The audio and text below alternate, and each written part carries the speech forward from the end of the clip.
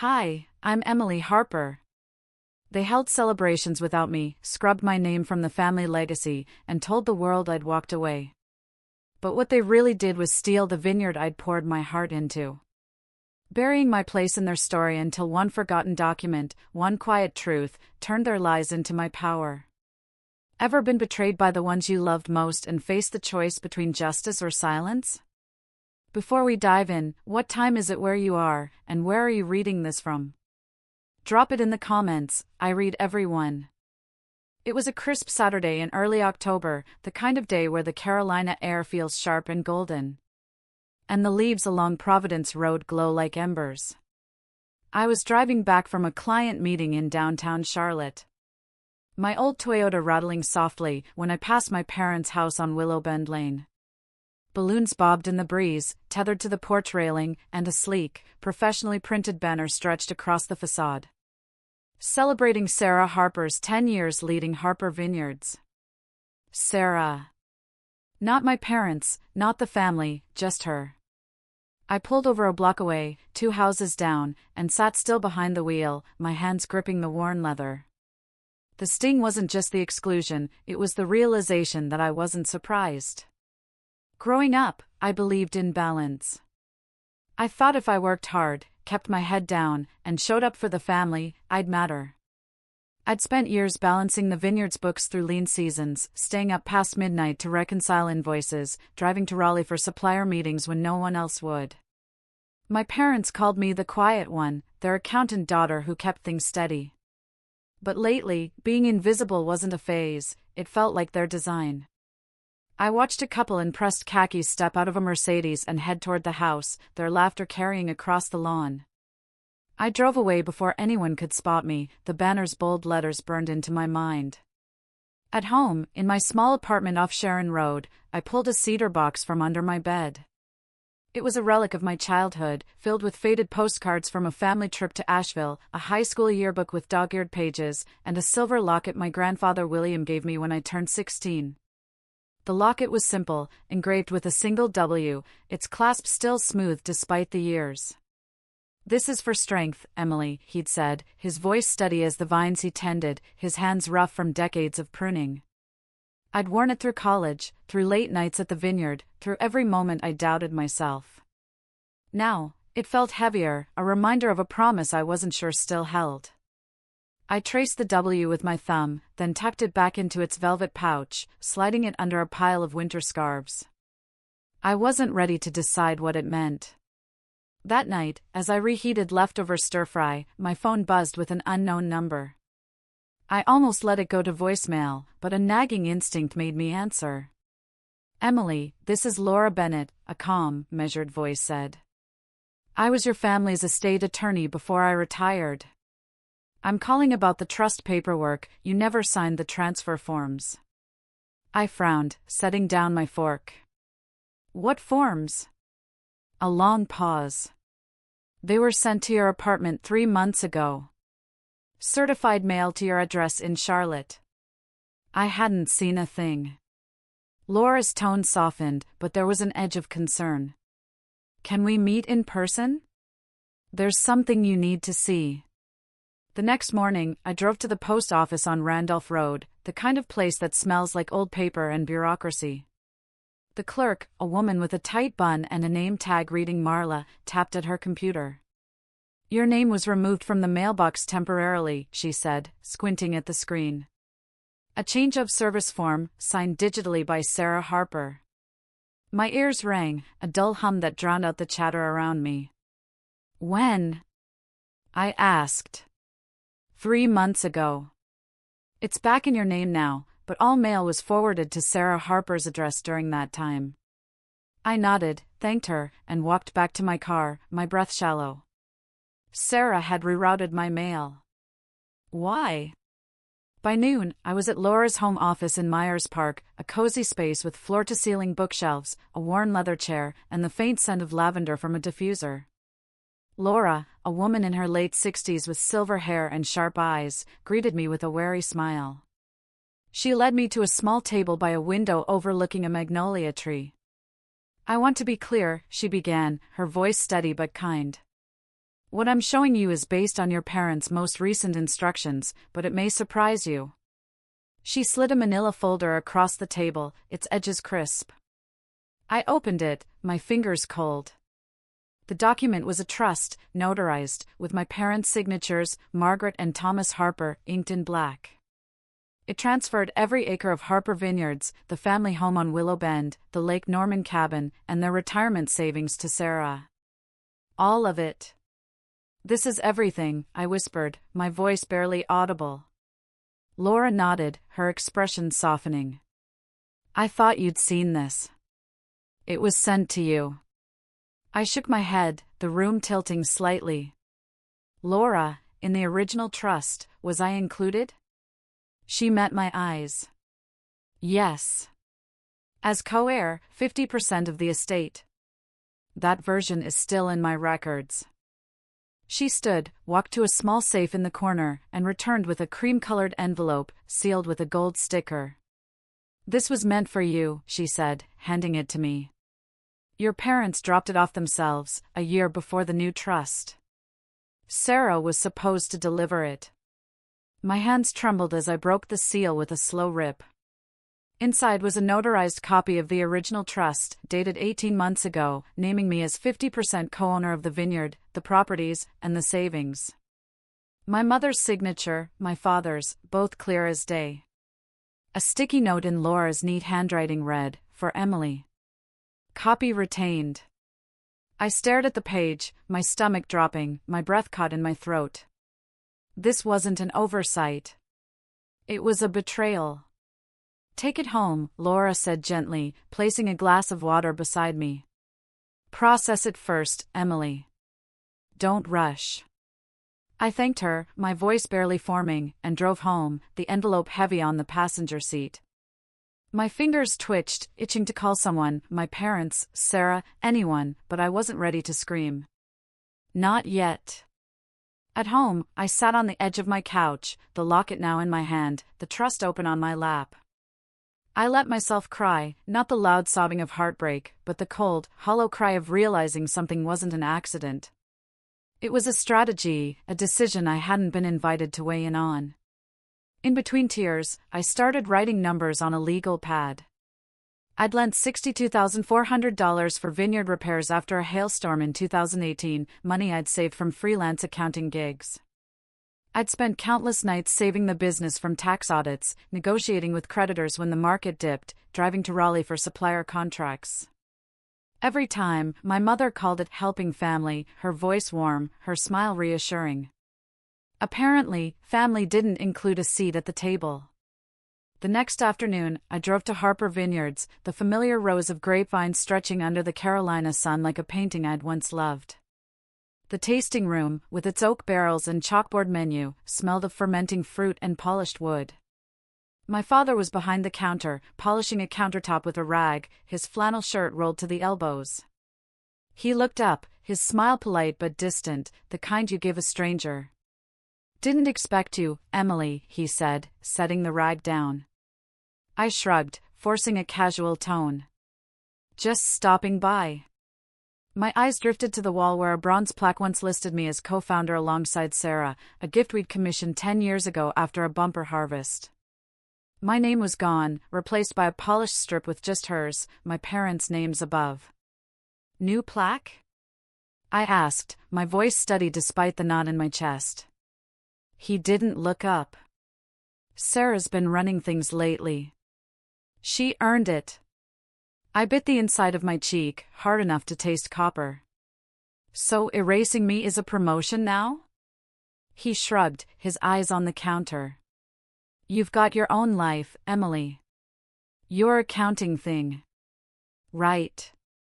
My own thing, saving their business, paying their debts, living without recognition."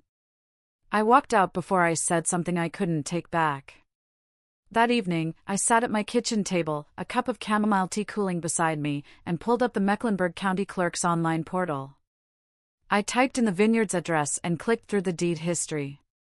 There it was, 3 months ago, the property transferred to Sarah Harper, no mention of me, no trust, just a clean, quiet change.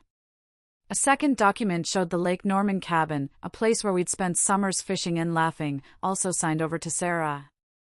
No announcement, no discussion. The lawyer's call made sense now. They had to notify me before finalizing the change. They hadn't forgotten me. They'd tried to hide it.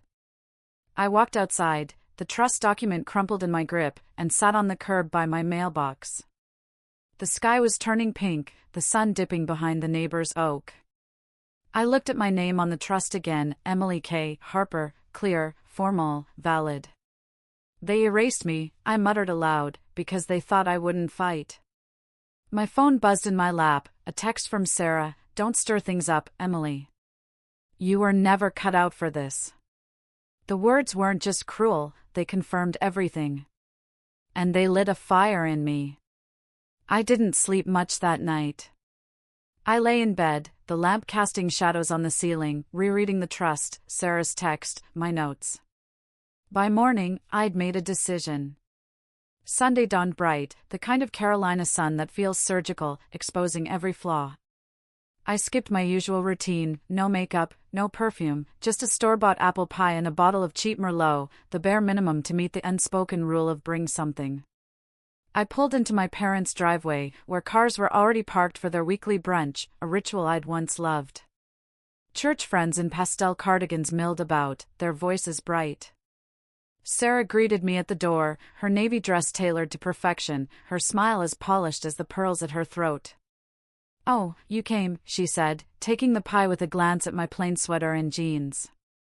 "Store was out of your favorite," I said, handing it over, my tone neutral. Inside, the house smelled of biscuits, sausage gravy, and jasmine air freshener, familiar but sterile. My mother bustled in the kitchen, directing a teenager, probably a church volunteer, around serving trays. She saw me and clasped her hands. "So nice to have both my girls here," she cooed, her eyes lingering on Sarah, especially the one who's always been our rock. I swallowed, not anger, not hurt, just data, another line in the case file I was building in my mind. Brunch was buffet style, the dining room buzzing with small talk about retirement plans, church fundraisers, Sarah's latest charity gala. I served myself last, took the smallest portion, and headed for the corner armchair, but Sarah gestured to the dining table. "We saved you a seat," she said, her voice sugar-coated. "Just for today," Mom added, smiling. "You've always liked the couch." I sat at the table, not out of pride, but strategy. Sarah stood with a clink of her glass. "Thank you all for supporting my new venture," she beamed. The Sarah Harper Women's Fund, seeded with vineyard profits. Applause followed, camera flashes, my mother dabbing her eyes. "My parents believe in my vision," Sarah added, "and I'm honored to carry the Harper legacy forward." I stared at my untouched mimosa, the orange juice clinging to the glass like evidence. Those profits were partly mine, or were supposed to be. After, as I cleared plates out of habit, my father appeared beside me. "Sarah's got it, Emily." Sarah leaned in, her breath warm against my ear. "You're lucky I let you come today." That was it. I needed air. I excused myself to the bathroom, one I'd repainted 6 years ago during Mom's chemo, its walls still a soft sage green. It smelled of lavender sachets and pine cleaner. I locked the door and stared in the mirror. The woman looking back was tired, not from age, but from years of effort unnoticed. Flashes came, not memories, but moments, the time I sold my old guitar to cover Sarah's car loan, the Christmas I skipped a trip to Charleston to fix the vineyard's irrigation, the way Mom bragged at church about Sarah's generosity when I'd paid for her new fridge. I opened the cabinet for tissue and saw a thick envelope tucked between expired cough syrup and spare towels. My gut clenched. It was an invitation, cream cardstock with gold edges, to a gala honoring Sarah Harper as sole legacy bearer of Harper Vineyards. The date was next month, the venue a swanky Charlotte hotel. They were throwing a banquet with family funds to celebrate rewriting history, to toast Sarah for stealing what I'd built. I sat on the toilet lid, reading it again, my hands steady but my heart racing. I flushed the toilet without using it, washed my hands slowly, and opened the door. Sarah stood in the hall, chatting with a guest about catering options. I walked past, whispering, "Enjoy the last meal where no one sees through you." I didn't pause for her reaction. I wasn't screaming. I was changing everything, one step at a time. Monday morning, I called in a personal day, citing family matters. My supervisor didn't press.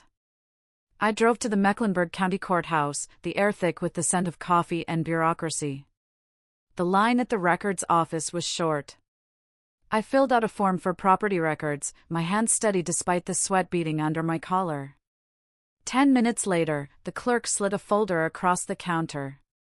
Inside were deeds tied to Harper Vineyards, including the Lake Norman cabin, a place where grandfather taught me to fish, where we'd laughed over campfire stories. The cabin's deed, dated 3 months back, transferred the title to Sarah, signed by my father. But the signature was off, the T too sharp, the loops too neat. I'd seen Dad's real signature, with its quirky H and slanted R, on every check I'd deposited for the vineyard. This wasn't it. I cross-checked the date, the weekend Dad was in the hospital for pneumonia. I'd driven him to Carolina's medical center, sat through his CT scan, refilled his water pitcher while he grumbled about the too blue blanket. There was no way he'd signed anything. Then I noticed the notary, Rebecca Klein, Sarah's college roommate, listed with a Charlotte address. I printed 2 copies, tucked them into my folder, and left with a numb calm. I called Laura Bennett. She hesitated but agreed to meet that afternoon at her home office. Laura's study felt like stepping back in time, with its oak desk and photos of her grandkids. I laid out the deed. "This isn't Dad's signature," I said. She adjusted her glasses, frowning. "I've seen this before. But here's something else, your grandfather created a contingency trust in your name 10 years ago. It activates if there's fraud or incapacitation." I blinked. What? She pulled a file from her cabinet. "A trust that protects you. If this deed is forged, it could trigger it." The room stilled. "Would it override the new trust?" I asked. "If proven," she said, "you could reclaim most of the estate." I hired a mobile notary and a handwriting analyst, scanning every page into a cloud folder I named Harper Truth. That evening, my phone buzzed with a voicemail from Mom. "Emily, stop digging. You'll ruin us. We're a family." Her voice was soft, laced with that southern guilt she wielded like a weapon, but I wasn't swayed. By Friday, the analyst's report arrived. The signature on the deed exhibits significant deviations, unlikely to be written by Thomas Harper. I saved it with the original trust, Sarah's texts, and bank records of my $62,400 in vineyard payments. I renamed the folder Inheritance Integrity, a name that felt like armor. Saturday blurred, groceries, laundry, vacuuming the same rub corner 3 times.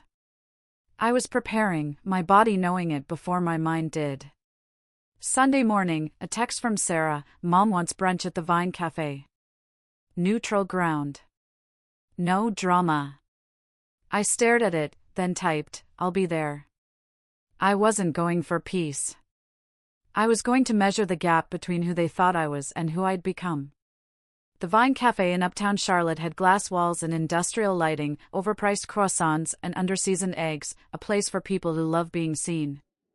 Mom wore a peach blazer, Sarah a tailored skirt. "Emily," Sarah said, air-kissing my cheek. I gave a half-smile and sat, declining a mimosa. They chatted about church, a neighbor's new patio, Sarah's gala. Mom touched my wrist. "You'll understand someday, Emily. We didn't want you burdened with the vineyard. You're so delicate." The word was a dismissal, a way to sideline me while sounding maternal. Heat rose behind my ears, but I stayed calm. I set my napkin down. "I may be delicate," I said softly, "but I'm not invisible." "Not anymore." Sarah blinked. "Don't be dramatic." I stood, leaving at $20 for my coffee. Dramas for performances. I'm done pretending. As I walked out, Sarah called, "No one's taking anything from you." I glanced back. The paperwork says otherwise. At the courthouse, I requested every property transfer under Harper Vineyards for 5 years. The vineyard deed, notarized that hospital weekend, listed Rebecca Klein as notary. I cross-checked her registry online. She was still active, tied to a Charlotte firm. I printed everything, my hands steady. This wasn't favoritism. It was fraud. At home, I opened the fireproof box under my bed, where I'd kept the original trust.